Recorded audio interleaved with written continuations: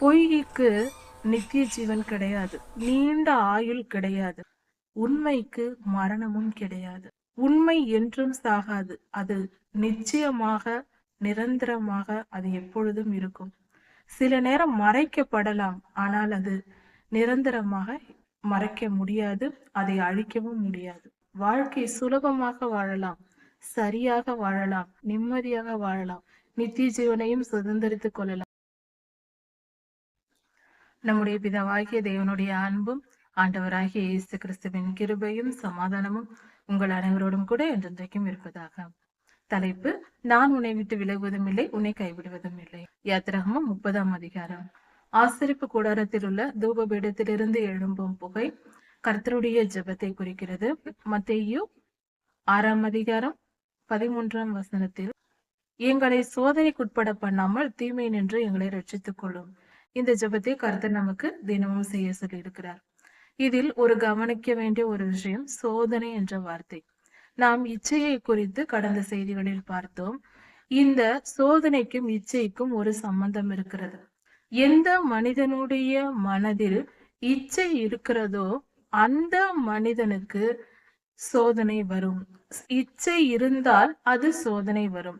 இச்சை என்பது பாவம் அல்ல, பாவத்திற்கு முந்தைய நிலை. இச்சை இருக்குமானால் அது வளர்ந்து பாவமாவதற்கு வாய்ப்பு இருக்கிறது. இச்சை இல்லை என்றால் அங்கு பாவத்திற்கு வேலை இல்லை. இந்த மனிதனுடைய இருதயத்தில் இருக்கிற இச்சையை பயன்படுத்திதான் சோதனைகள் வரும். உதாரணத்திற்கு ஆதியாகமம் 3ஆம் அதிகாரத்தில் பார்க்கும்போது, அங்கு ஏவாளம்மா முதலில் அந்த மரத்தின் கனியை பார்த்து அதை இச்சித்து அதை சாப்பிட்டு அதனால் பாவத்தை கொண்டு வருகிறார்கள் இந்த பூமிக்கு. முதலில் அவர்கள் பார்க்கிறார்கள், அந்த இச்சை இருதயத்திற்குள் வருகிறது. பின்பு கர்த்தருடைய வார்த்தையை மீறி அந்த பழத்தை புசிக்கிறார்கள். இப்படி இந்த இச்சை பாவம் வந்து கடைசியில் அவர்களுக்கு மரணத்தை கொண்டு வந்தது. ஏனென்றால் ஆதாமும் ஏவாளும் படைக்கப்பட்ட போது அவர்களுக்கு மரணம் கொடுக்கப்படவில்லை. கர்த்தர் நித்திய ஜீவனையே அவர்களுக்கு கொடுத்திருந்தார். அதனால் இந்த மரணத்தை அவர்கள் பெற்று கொண்டார்கள், அவர்கள் கர்த்தருடைய வார்த்தையை மீறினதினால். இதிலிருந்து பார்க்கும்போது சோதனை என்பது இருதயத்தில் இச்சை இருப்பவர்களுக்கே வரும். அதனால்தான் இந்த இச்சை என்ற நிலையிலேயே அதை நாம் எடுத்து போட வேண்டும். சோதனை என்பது என்ன, ஏன் வருகிறது, எப்படி வருகிறது, அதை எப்படி மேற்கொள்வது என்பதை குறித்து இந்த செய்தி கவனமாக பார்ப்போம். சோதனை என்று சொல்லும் போதே சோதனைக்காரன் என்ற ஒரு வார்த்தை நமக்கு நினைவுக்கு வரும். சோதனைக்காரன் என்றால் இந்த உலகத்தில் இருக்கிற பொல்லாத பிசாசின் பெயர் அது. அதாவது கெட்ட கிரியைகள். அதாவது இந்த உலகத்தை படைத்த கர்த்தர் ஒருவர் இருக்கிறார், தெய்வம் இறைவன் இருக்கிறார் என்று சொல்லும் போது தீமை என்ற ஒரு கிரியையும் இந்த உலகத்தில் இருக்கிறது. அதை யாராலும் மறுக்க முடியாது. தீய கிரியைகளின் தலைவன் தான் சாத்தான். எல்லார் மனதிலும் பாவத்தையும் தீமையையும் விதைப்பதும் ஒரு மனிதனையும் குடும்பத்தையும் உலகத்தையுமே கெடுப்பதே தொழிலாக வைத்திருப்பதுதான் சாத்தானுடைய வேலை. ஆவிகள் என்பது உண்மை என்றாலும் அந்த ஆவிக்குரிய சட்டம் என்பதும் ஒன்று உண்டு. நாம் பாவம் செய்யவில்லை என்றால் எந்த ஆவியும் எந்த மனிதனுக்குள்ளும் நுழைய முடியாது. அதை மனிதனை தொடக்கூட அவைகளால் முடியாது. பாவம் செய்கிறவர்களுக்கு தான் அந்த ஆவிகளின் பாதிப்பு தாக்கம் இருக்கும். இதை விஞ்ஞானமும் பாசிட்டிவ் எனர்ஜி நெகட்டிவ் எனர்ஜி என்று சொல்லுகிறது. சில விஷயங்கள் நம்மை அறியாமலேயே பல காரியங்கள் நடக்கின்றன. விஞ்ஞானத்தில் சில விஷயங்களுக்கு பதில் இல்லை என்றாலும் நல்ல ஒரு வைப்ரேஷன் கெட்ட வைப்ரேஷன் என்று சொல்வார்கள். அப்படியானால் கர்த்தருடைய ஆவியானவரின் செயல்பாடும் பொல்லாத ஆவிகளின் கிரியைகளும் உண்டு என்பதை விஞ்ஞானம் சொல்லுகிற ஒரு காரியம். பெயர்தான் வேறு வேறு. அப்படி இருக்க நாம் எப்பொழுதும் பரிசுத்த பாதையில் நடந்தால் நம் மனநிலையில் தான் நம் வாழ்க்கையில் இருக்கிறது. நம் வாழ்க்கையில் நடக்கக்கூடிய முக்கியமான பல இன்ப துன்பங்களுக்கு காரணம் நம்முடைய மனநிலைதான். மனிதனுடைய மனநிலையை பொறுத்தே அந்நாட்களில் சொல்வார்கள், ஊரில் மழை பெய்யும் என்று. நல்லவர்கள் இருந்தால் மழை பெய்யும், கெட்டவர்களாக இருந்தால் மழை கூட அந்த ஊருக்கு கிடைக்காது என்று சொல்வார்கள். இதெல்லாம் உண்மைதான், பொய் அல்ல, ஒரு கற்பனை அல்ல. அவர்கள் அனுபவித்து சொல்லுகிறார்கள். நாம் இன்று நிரூபணம் தேடிக்கொண்டு நம்ப மறுத்து முட்டாள்தனமாக வாழ்ந்து கொண்டிருக்கிறோம். உண்மைதான். இருதயத்தின் நினைவுகள் நாம் நல்லதையே நினைத்து நன்மையே செய்து வரும்போது அதன் விளைவுகள் கண்டிப்பாக நல்லதாகவே இருக்கும். அதனால்தான் கர்த்தர் பரிசுத்தமாய் வாழ சொல்லுகிறார். அப்படிப்பட்டவர்களை அவர் ஆசீர்வதிக்கிறார். பல காரியங்களில் அவர்களுடைய துன்பம் நிலைத்திருக்காது. ஒரு காரியம் புரிந்து கொள்ள வேண்டும். பொய்க்கு நித்திய ஜீவன் கிடையாது. பொய்யிற்கு நீண்ட ஆயுள் கிடையாது. உண்மைக்கு மரணமும் கிடையாது. உண்மை என்றும் சாகாது. அது நிச்சயமாக நிரந்தரமாக அது எப்பொழுதும் இருக்கும். சில நேரம் மறைக்கப்படலாம், ஆனால் அது நிரந்தரமாக மறைக்க முடியாது, அதை அழிக்கவும் முடியாது. ஆனால் பொய் நிலைத்திருக்காது. கொஞ்ச காலம் வாழ்ந்திருக்கலாம், ஆனால் நிலைத்திருக்க முடியாது. அதற்கு நித்தியம் கிடையாது, நிரந்தரம் கிடையாது, இறந்துவிடும். பொய்யை நீண்ட காலம் பேசிக்கொண்டு இருக்க முடியாது. சில பொய்கள் கூறப்பட்டாலும் அது வெளியரங்கமாகிவிடும். ஆனால் சத்தியத்தை யாராலும் ஒன்றும் செய்ய முடியாது, நிரந்தரமாக இருக்கும். அதனால் இந்த காரியங்களை புரிந்து கொண்டு நம்மளுடைய வாழ்க்கை நீதியின் பாதையில் இருக்க வேண்டும். சத்தியத்தை பேசி உண்மையாய் வாழ்ந்து உள்ளதை உள்ளதென்றும் இல்லதை இல்லதென்றும் சொல்லுங்கள் என்று சுலபமாக வாழ்க்கை முறையை நமது ஆண்டவராகிய இயேசு கிறிஸ்து சொல்லிக் கொடுத்திருக்கிறார். நம் வார்த்தைகளில் சுத்தம், நம்முடைய இருதயத்தில் சுத்தம், பரிசுத்தமான மனம், சுயநலம் வேண்டாம், பெருமை வேண்டாம், உள்ளதை உள்ளதென்றும் இல்லதை இல்லதென்றும் சொல்லி கர்த்தர் நம்மோடு இருக்கிறார் என்ற தைரியத்தோடு வாழ்ந்து விட்டு போகலாம். வாழ்க்கை சுலபமாக வாழலாம், சரியாக வாழலாம், நிம்மதியாக வாழலாம், நித்திய ஜீவனையும் சுதந்திரித்துக் கொள்ளலாம். நீதியின் பாதை என்பது சுலபமானது. நீதியின் பாதை என்பது சுலபமானது. அக்கிரமமும் அநியாயமும் தான் கஷ்டமானது. அதை தெரிந்து கொண்டு நாம் புரிந்தவர்களாய் செயல்பட வேண்டும். கர்த்தர் நல்லவர், அவர் மிக மிக நல்லவர். அவர் அன்பை புரிந்து கொள்ள வேண்டும். நம்மளுடைய இருதயத்தில் இந்த இச்சை இருக்குமானால் அதை குறித்த சோதனை வரும். உதாரணத்திற்கு கண்களால் இச்சிக்கிற பழக்கம் உண்டு. சினிமா, டிவி, செல்போன் என்று பொழுதுபோக்கு காரியங்களை பார்த்து கொண்டே நாம் பழகி கொண்டிருந்தால் அது கண்களின் இச்சை. பார்க்கிற ஒரு சுகத்தை அனுபவித்துக் கொண்டே இருக்க வேண்டும் என்று நினைத்தால் அது பாவம், இச்சையாக இருக்கிறது. அந்த இச்சையின் நிமித்தம் அதே போன்ற கண்களில் பிரச்சனை அல்லது கண்களால் பார்க்கிறதினால் நம் சரீரம் பாதிக்கப்பட்டு அதன் மூலம் அந்த வியாதி வரும். அதே போல மாம்சத்தின் இச்சை, சாப்பிடும் பழக்கம் உள்ளவர்கள் அதிகமாக சாப்பிடுவது, பெருமைக்காக சாப்பிடுவது, இப்படி கண்களின் இச்சைக்கு இடம் கொடுத்தால் அந்த கண்களின் இச்சை நிமித்தம் கண்கள் பாதிக்கப்படும். அதே போலதான் அதிகமாக பேசுகிறவர்கள் அந்த பேச்சினால் பாதிக்கப்பட்டு அதனால் பிரச்சனைகளுக்குள்ளாவார்கள். இதே போல நாம் செய்கிற எந்தெந்த பாவங்கள், எந்தெந்த விஷயங்களை நினைத்து நாம் செய்கிறோமோ, சிலர் செயல்களால் பாவம் செய்ய விட்டாலும் இருதயத்தில் தீய குணங்களோடு இருப்பார்கள். எப்பொழுதும் அவர்கள் கை கால்கள் பாவம் செய்யாது நீதியாய் நடப்பது போல வெளி தோற்றம் தெரியும், அப்படித்தான் இருப்பார்கள். ஆனால் அவர்கள் இருதயத்திலோ பொல்லாத எண்ணங்கள் எப்பொழுதும் இருக்கும். மனதால் தீய எண்ணங்களை நினைத்து கொண்டிருப்பார்கள்.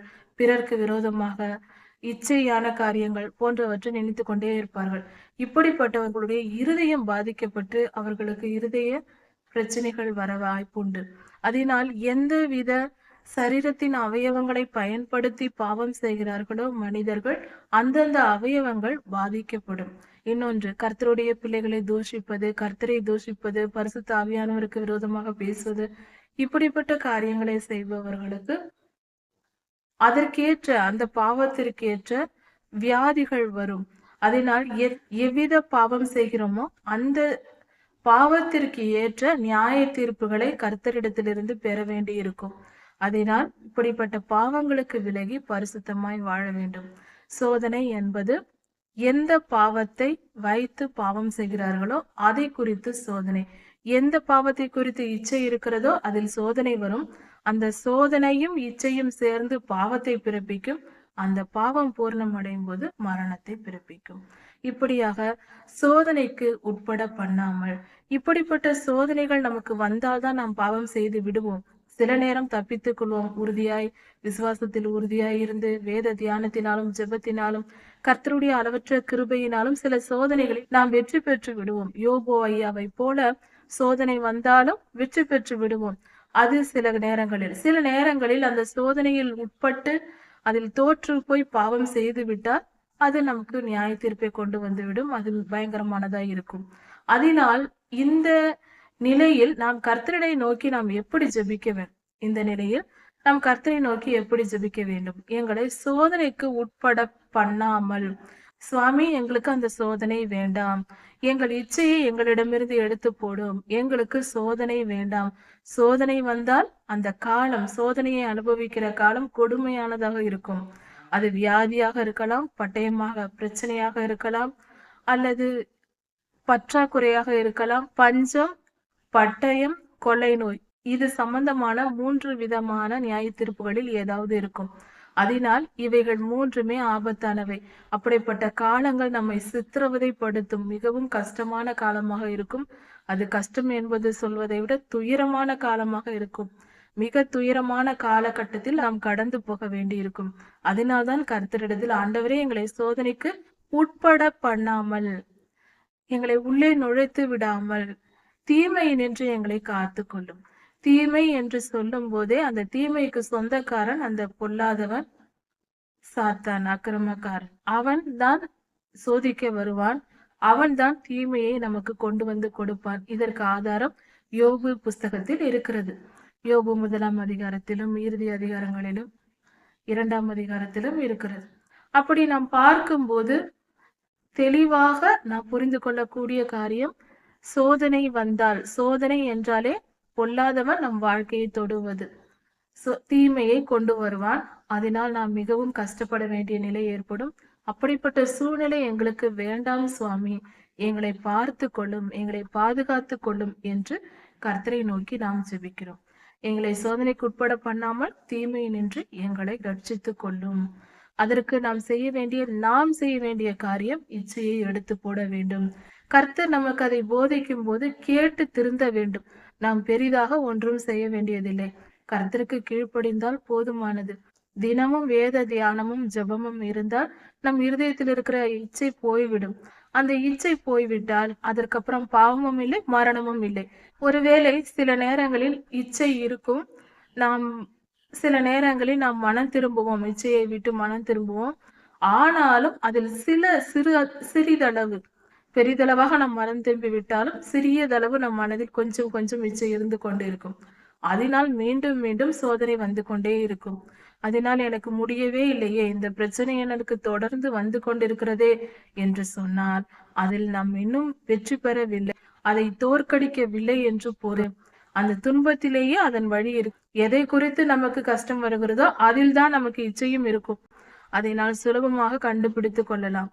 கண்டுபிடித்து அந்த இச்சையை அகற்றி போட்டு ஜெபத்தில், சில நேரம் நம் மனதை நம்மால் திருப்ப முடியாத நிலை வந்ததானால் நாம் ஜெபித்து கர்த்தருடைய சமூகத்தில் காத்திருந்து நன்றாக ஜெபிக்கும் போது அந்த ஜெபத்தின் நிமித்தம் கர்த்தருடைய சமூகத்தில் நாம் அமருவதால் அவருடைய பிரசன்னத்தால் நாம் நிரப்பப்பட்டு பலனடைந்து நம் ஆத்மா சுத்திகரிக்கப்பட்டுவிடும். அந்த கர்த்தருடைய பிரசன்னத்தின் வல்லமையினால் நம் ஆத்மா சுத்திகரிக்கப்படும். அதற்காக தான் ஜெபிக்க வேண்டும், வேதம் வாசிக்க வேண்டும் என்று சொல்வது. அந்த சமயத்தில் வேதம் வாசிக்கும் போதும் ஜெபிக்கும் போதுதான் நாம் பரலோகத்தோடு கனெக்ட் ஆகிறோம். அந்த தொடர்பு நிலை வரும்போதுதான் நாம் சுத்திகரிக்கப்பட முடியும். அதனால்தான் பெரியோர்கள் எல்லோரும் ஜெபியுங்கள், வேதம் வாசியுங்கள் என்று சொல்லுகிறார். அதை நாம் கீழ்ப்படிந்து நடக்கும் போது நன்மை பெற்றுக் கொள்ளலாம். பலவித சோதனைகள் நுழையாமல் நம்மை காப்பாற்றிக் கொள்ளலாம். வேத வசனமும் தியானமும் நம்மை பெரும் பாவத்திலிருந்தும் பெரிய பெரிய நியாய தீர்ப்பிலிருந்தும் நம்மை காப்பாற்றிவிடும். ஜெபமும் வேத வாசிப்பும் செய்கிறவர்கள் மகா புத்திசாலிகள். அவர்கள் வாழ்க்கையில் பல வெற்றிகளை பெற்றுக்கொண்டே போகலாம். ஞானம் வரும், தெளிவு வரும், பாவம் போகும், பரிசுத்தம் வரும். எல்லாவித நன்மைகளும் கர்த்தருடைய சமூகத்தில் இருக்கிறது. ஜெபமும் வேத வாசிப்பும் செய்யும் போது நாம் கர்த்தருடைய சன்னதியில் இருப்பதற்கு சமம். மற்ற நேரம் எல்லாம் நாம் இந்த உலகத்தில் இருக்கிறோம். நம் இருதயம் இந்த உலகத்தில் சுற்றி கொண்டிருக்கும். கர்த்தருடைய சமூகத்தில் இருக்கிற நேரத்தில் தான் அவர் நம்மை சுத்திகரிக்க முடியும். அதற்கான நேரத்தை நாம் அவருக்கு கொடுக்க வேண்டும். அதை தான் கர்த்தர் எதிர்பார்க்கிறார். கர்த்தருடைய சமூகத்தில் சேர்ந்து நம் எல்லா சோதனைகளுக்கும் நீங்களாக்கி விடுவிக்கப்பட்டு பரிசுத்தமாய் வாழ்வோம். கர்த்தரிடத்தில் நன்மையை பெற்றுக் கொள்வோம். இதன் தொடர்ச்சி அடுத்த செய்தியில் பார்க்கலாம். கர்த்தர் உங்களை ஆசீர்வதிப்பாராக. மாரநாதா.